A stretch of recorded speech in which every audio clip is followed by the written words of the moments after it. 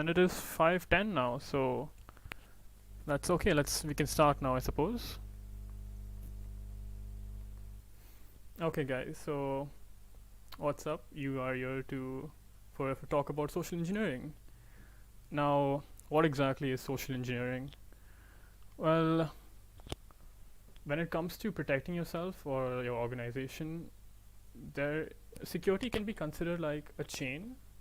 It's about like as strong as your weakest link, and your weakest link is always gonna be a human, because people tend to get very careless. People aren't extremely bright, and the best way to exploit this is via social engineering.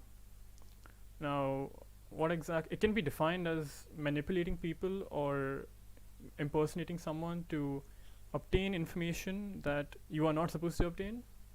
So it's basically the human side of hacking in all essence. So why is it important? Well, because honestly, humans are very, very vulnerable, not emotionally, but like in the sense of when it comes to security, you could have like the best security in the world, the best encryption, AES 256, everything like top notch. But if someone just like hands you the data, it'll kind of screw the entire thing over. So how exactly does social engineering work? Like, you can't just ask people for things, right? Well, uh, let's try to figure out the psychology behind social engineering. Now, social engineering is based off of something in human nature. It is called cognitive bias. It is essentially bugs in the human hardware. So there are a few bugs that social engineers tend to exploit to get what they want. One of these bugs is reciprocity. Now, it's pretty simple. It's pretty simple. You do something for someone, they're very likely to do something back for you. It's human nature, and this can be applied to anywhere, even in like places like marketing, where you have like free samples. The next one is commitment and consistency. When people stick to when people have a, when you tell someone to do something for you, even if you change the task up a little bit, they will still most likely do it for you. So, for example, if I were to tell my friend, hey, dude, can you code this project for me? I'll give you like $15. And they agree. Later on, while you're doing the project, I might reduce it to five dirhams or something. And they might still keep going on. And there's a higher likely that they'll finish the project rather than if I just approach them saying, hey, can you do this for me for $5? Because that's just how humans work. The next one is social proof. Now, this is pretty simple. It can be boiled down to saying monkey see, monkey do. It's like if you were to walk into a room and you see one person dancing, you'd think that guy is an idiot or a loser. If you were to walk into a room and see everyone dancing, you'd think, oh, I walked into a dance party. You'd also want to dance, kinda. At least you'd get the feeling. So more or less, that's what it is. You're seeing other people, you get influenced. The next one is authority. People tend to listen to figures of authority, or if they think someone has authority, they will listen to them. And yeah, that's pretty simple. The next one would be liking. This is very obvious. If you like someone, you are more likely to do what they would tell you to do. So a charming personality can come very far in social engineering. Let me take a look at the comments. Dub, he's calling us dumb. Okay, very nice. No questions, I believe. So I want to talk about Twitter. As most of you know, last night Twitter got hacked, and well, if you don't know, Twitter did get hacked, yes. And this is not your run-of-the-mill regular hack. It's not just like one or two accounts that have been hacked and it's just done with. What actually happened last night was that the attacker managed to obtain the administrator tools of Twitter. And using these tools, they were able to take control of any account that they wanted. So it led to basically this. Bill Gates doing Bitcoin scams. Yeah, it's surprisingly it looked very scammy, but it worked. The attackers had managed to obtain over 120,000 US dollars, which is a lot. And this attack, while was actually done via social engineering, Twitter themselves have come forward and dubbed this a very sophisticated and coordinated social engineering attack. So you can see how freaking scary this is, because hey, they basically got control of everyone's accounts. Basically, I think over 50 or 100, maybe around 100 accounts, and all of them were verified. This is probably the biggest attack in all of Twitter history so far. And yeah, I just want to share this with you guys to kind of show how scary it can be. So we should go over the techniques of social engineering now, or the vectors or how to perform them. So there are 4 key concepts, and there are several other ones that we can discuss further on. So the first one is phishing. Most of you have seen phishing at least one time in your life. It is where you get that stupid link that looks very scammy. It's like, hey, click on this link for free money. It's that kind of stuff. That's what phishing is. And that's basic. And sometimes, people who are younger or maybe older of age, they do fall for these kinds of social engineering attacks, and they send away their private information that can then be used by the attacker. So I could just describe phishing as this, or I could just show you guys this. This is what phishing is in all essence. And yeah, that's what phishing is. Now the second vector is vishing. It is very, very similar to phishing. You can tell by the name, except it's voice phishing. So it's essentially impersonating someone through a phone call. And this is done using an IVR system, which is an interactive voice response. So whenever you call like an organization, they say press 1 for English, press 2 for Hindi, or whatever. You get this kind of IVR system. So they essentially use this to scam people. The third one is smishing, which is exactly what it sounds like. It is SMS phishing. And yeah, that's pretty simple to understand. And the last one is impersonation. It is pretending to be someone with the goal of gaining either physical access to some place or access to their digital data. Now this can be used in many, many different ways, and we will explore one way with our very own Headed Tech Club. Now, this attack was performed by the most talented and ingenious minds of our very own tech club. In this scenario, the attacker, using their high intellect, had managed to obtain the victim's Vision credentials. Now, for those unaware, Vision is our Harriet Watt student portal, which is like, it's our student profile. We can view our marks, our timetable, our courses, and they managed to obtain these credentials. After brilliantly doing so, what they did is they proceeded to spread fake news, and they said, hey, the university released marks, and whoever didn't get their marks has failed. And in doing so, they had also disabled the marks on the victim's profile. They thus scaring the victim is obviously a prank, and I want to show you guys exactly how this brilliant social engineering tactic was done to get the credentials. Absolutely genius. What is your Vision password? And then giving them password away. This is how the most sophisticated social engineering attacks are done. Please pay attention. And also remember, guys, this is not a joke. Identity theft is not a joke. Millions of families suffer. Let us go over other concepts now. Pretexting. Pretexting is the act of creating a made-up scenario to fool a victim. Now, it is very, very similar to impersonation, because it's essentially impersonation. You can impersonate as either the victim you are targeting. So let's say I want to hack Mr. X. I pretend that I'm Mr. X, and I go to his, wherever he's working. I'll be like, I want his PIN number. And if they don't have any if the person who is answering the phone is not that well aware over these kinds of attacks, then they might give me the PIN number, which is crucial information. Now, I can then use this information to further justify that I am indeed Mr. X, but I'm not. And if I keep going like to higher and higher levels of management, I could eventually reach a point where I can make very scary changes to Mr. X's account. Now that is impersonation as a victim. We have one more type of impersonation, which is impersonation as an authority. This could be anything like police or tax authorities or absolutely anyone.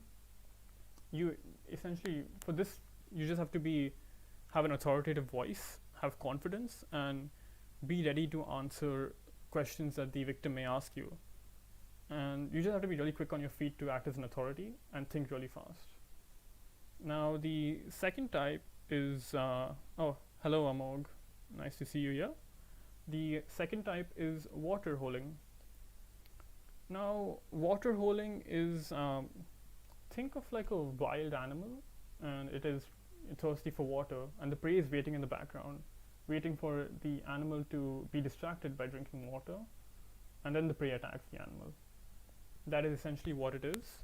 The attacker researches on websites that the victim uses very frequently, and using this information, they can then they either make a fake website that is very similar to the one they frequent, or they inject code into the website that they frequent to essentially put malware onto their computer and compromise their system.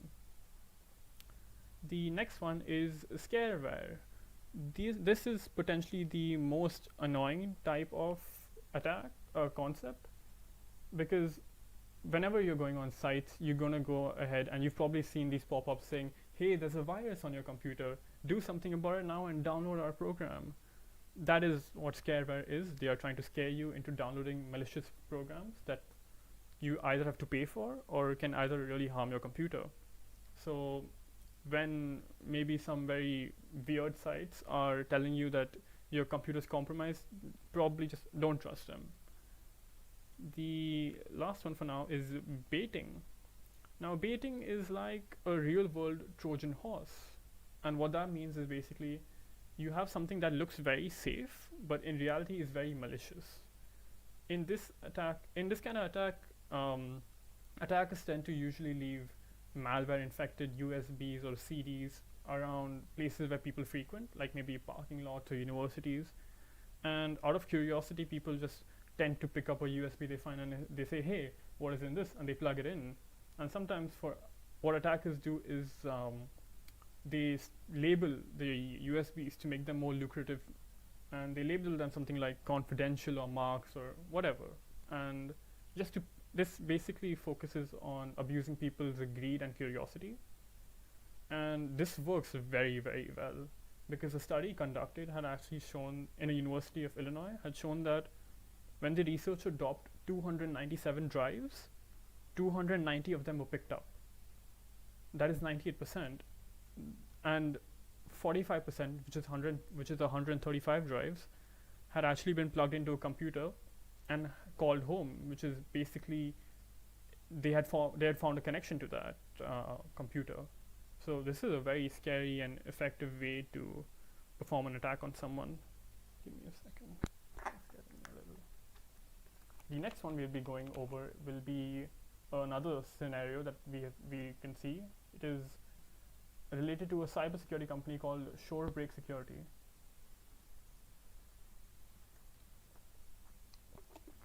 Excuse me. Shorebreak Security was contracted to conduct an email-based social engineering assessment for a federal government lab, and how essentially they wanted to test their defenses, so they contacted this IT company. So the first step in kind of performing a formal attack like this is to gather as much information as you possibly can about your target. So what you do is you just research on whatever you can on OSINT, which is open source intelligence. It could be emails, full names, positions, absolutely anything that could help you. And then they performed to do two kinds of attacks. The first one was a no-fail test.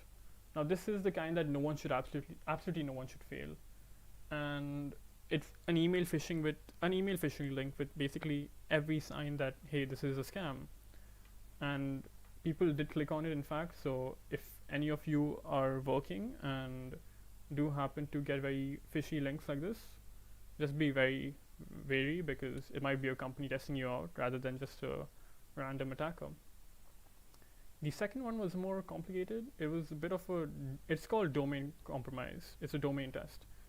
And what it essentially did is it managed to get all the domains.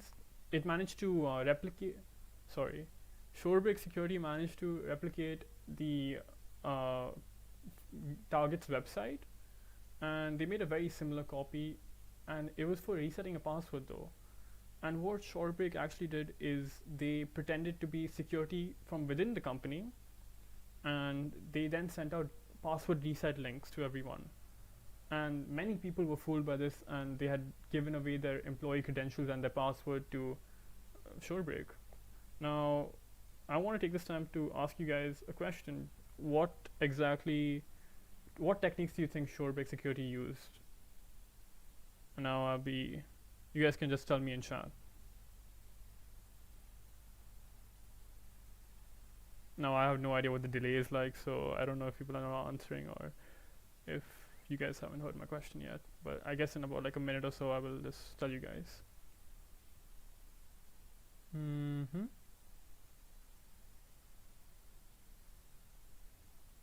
Okay, I don't see many answers, so I'll just tell you guys. What Shorebreak actually did was a mixture of phishing and a mixture of impersonation, and so using just these two basic forms of social engineering, they managed to compromise the system of the target very easily. Now let's go over our last few concepts. This one is called quid pro quo. I hope I said that right. It is a Latin saying that directly translates to something for something, and it basically means that you're getting something back in return for giving something. Now this could be like an example for this would be like an attacker calling a company and saying that they are IT support of that company. Then eventually they'll reach someone who has an IT problem, and they will solve their problem, but at the same time they will also make them do something that will compromise their computer. It's pretty simple. The second one is tailgating, which is something that you see very often in movies. Now this is less on the computer side, and it's more of a physical thing.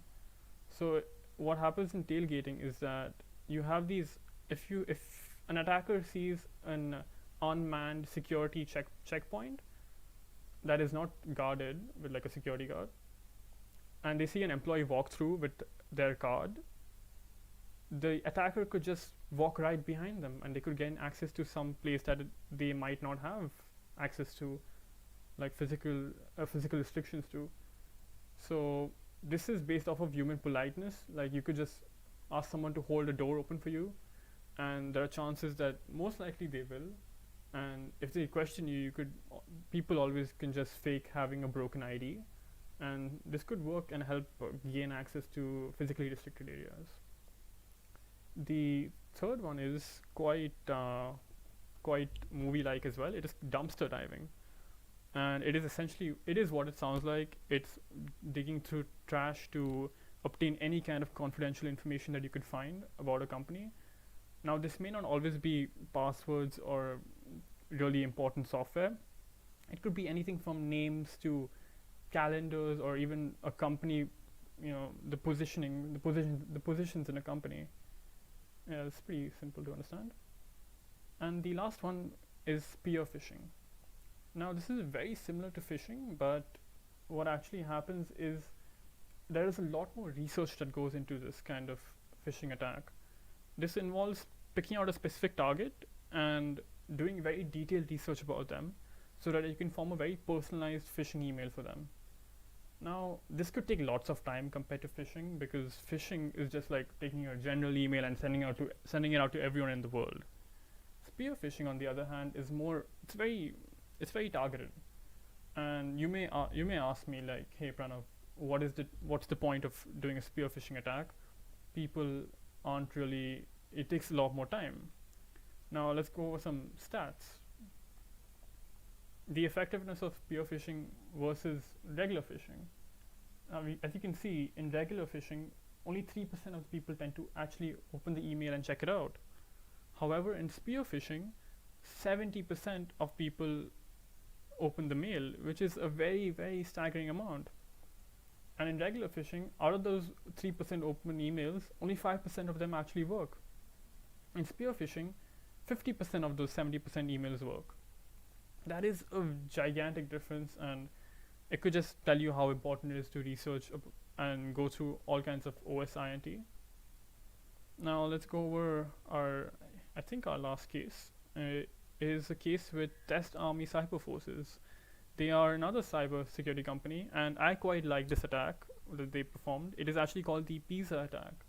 And once again, they were contracted by the target organization to test their security. So what they had done is they had prior to the attack, they had researched the entire company, and they had realized that the company was holding a party soon. And they were thinking, hey, this company is holding like a pizza party, and we should. And then what they did is they crafted this completely fake and illegitimate site. It was a pizza website, and they gave amazing deals on that website. And they essentially kind of snapped this company into existence out of nowhere, and their target organization fell for it. They had actually ordered pizzas via the fake company. Now, so what the attacker did is they went to a pizza shop, they kind of just bought some pizzas, and they put their logo over it, and they went and delivered it. Okay, that's fair and well. But what they also did is they had a promotion offer where they had given the employees free USB plugged LED lamps. Now that's quite cool. You could be a TikTok star or something with that, LED lamps in your room. So naturally the employees were quite excited. So what they did is they didn't even bother checking, and they just plugged it directly into their laptop. And you could see where this is going. This was malicious. This was a malicious device, and it compromised the entire network. So once again, I'd like to ask you guys, what techniques do you think was used in this? Because this is a very interesting attack. I'll give you guys a solid minute before I answer the question. Oh, Alistair's here. Hello, Alistair.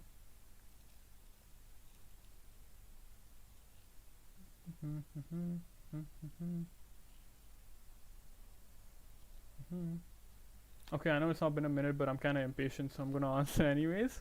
There were several attacks used in this. It was impersonation, it was quid pro quo, it was honestly, it's kind of the hardware attack as well, because of the USB. It's baiting. So this is a very creative attack in my opinion. I really like this attack. Now let's go over something that's very important: prevention. You guys might be thinking, hey Pranav, we aren't like those regular business. We aren't like regular employees. We are IT people. We know fake emails when we see it. And I thought the same too. Like, hey, we aren't. We're not going to click on these links. So why do we have to study this so much? Until I got this message from a friend yesterday. They sent me a link that told me that Dunkin' Donuts is giving me a free box of donuts. And obviously everyone loves donuts, so I was like, but then I just looked at the link and I'm like, this feels extremely scammy. And I asked them if I could put it in the workshop as an example, and they allowed me to. And essentially the problem here is that they didn't think it was real. In fact, they knew well that it was a scam, and they told me that they were bored, that's why they sent it to me. So I'm assuming because they were bored, they probably clicked on the link as well. And I get that we are in quarantine right now, and like a lot of us are really bored, we don't have anything to do, but like, guys, don't forward phishing links and don't forward scams, please. So I thought, seeing this, I thought we should go over prevention. So let's get the boring way, or not the boring way, but like the corporate level out of the way first, and we'll talk about how we can get rid of it, prevent it at like a organizational level. Now, the first thing is train your employees, guys. Just educate them and give and assign security protocols and teach them, because they have to know how to identify when things are a scam and when they're not.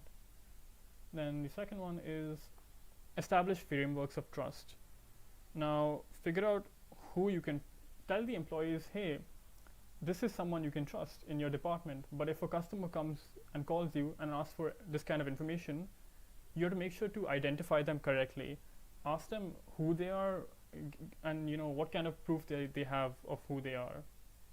Essentially, just tell people not to trust people that much. Scrutinize your information. When you are in an organization, most of the times people will not know what kind of information is sensitive or not. Make sure to specify very clearly that, hey, this kind of information is very crucial. Do not reveal this at any cost to a consumer.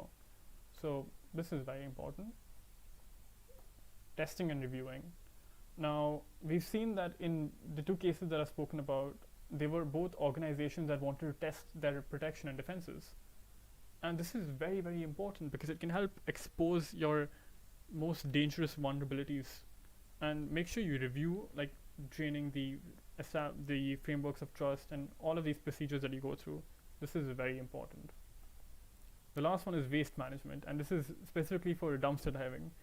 Make sure that when you're throwing away your waste, if it's paper waste, then just like put it through a shredder, and if it's electronic waste, just make sure the dumpsters have locks in them that is only accessible to the waste management stuff. And yeah, this is pretty easy to do. Now, importantly, the individual level, what you can do. Okay, let's look at the chat. What is going on? Oh, hello, Alex. Pranav, can you tell us how to get Stephen Gilden for asking for a friend? Oh, that is I don't know if I'm allowed to talk about that, but I'll hit you up on a private chat and we'll talk about that. On an individual level, prevention. Avoid emails and attachments from suspicious sources. If you see something that looks very sketchy, just don't open the source. It's not that hard. Just like don't let curiosity get the better of you. Use multi-factor authentication. Now, most websites and platforms have this thing called two-factor authentication that you can enable, and it connects your account to your phone number. Now, it is a little harder to hack your account by doing this, and it just makes it a lot more safer by doing this. So make sure you guys do this. Then be wary of tempting offers. Honestly, if something sounds too good to be true, it probably is. This is not just IT advice, this is advice for life in general. Make sure you guys are taking notes. Keep your software updated. Now, I know you guys get lots of, if you're using Windows at least, you get lots of annoying pop-ups. And you guys are like, hey, update your computer, and update it now. And you're like, oh, remind me later. And you don't update it for like 3 years maybe. Don't do that. Security is a very rapidly changing field, and vulnerabilities are out like almost every day. So just keep your software updated and up to as secure as it possibly can be. Don't trust strangers online. Now, this is a little easy to think like, oh, I don't trust people online, but the fact is, when you're online, most people have a mask of anonymity, so you can never ever tell what their true intentions are. And since you're talking to them through a phone or through a chat, you don't really, it kind of dehumanizes them. So you are open to be more vulnerable to them. You don't mind giving them as much private info about yourself. Now, this is very dangerous because it could be used to steal very crucial information from people. And a friend actually gave me a tip to stop this from happening. It's an acronym that you have to put in the back of your head. It is called DTY, don't trust yet. So whenever you interact with someone online, just keep that acronym in the back of your head and just like let it ring. Don't trust yet. Just don't trust yet. And I think you'll be fine then. And the last one is high spam filters. Now, most of you don't even want to interact with social engineering or social engineers. Just keep this, let the computer do the work for you, and let the computer push away all the phishing links and whatever garbage into your spam email. And although while this may actually send legitimate emails into your spam folder, I think it's worth the task of pulling those emails back out, just so that you're a bit more secure. And I think that concludes our talk. Social engineers honestly manipulate human feelings and so many of our human characteristics. So you guys have to be very wary when you are doing online interactions, or honestly on any kind of digital media you come across. And if you can keep up this level of alertness, you will be safe. And thank you so much for attending this talk. It's been great having you guys, and if you guys have any questions, you could ask me right now, I think, or you could just like email me on the email mentioned over here, and I could hopefully respond to the best of my abilities. And are there any questions that I could answer potentially? Thank you, Vicky.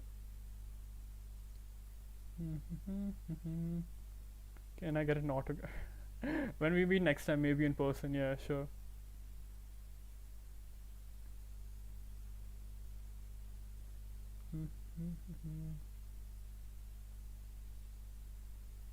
Okay, I don't think there are an awful lot of questions, which is either really nice, either I explained it so well, or you guys didn't understand jack shit. I don't know if I'm allowed to curse, but you guys didn't understand it. I explained it terribly, so it's either 50-50.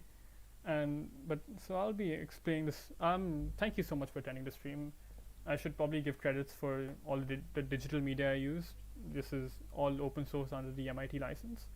And thank you. I'm ending this stream now, and I hope all of you have a great day ahead of you. Bye bye.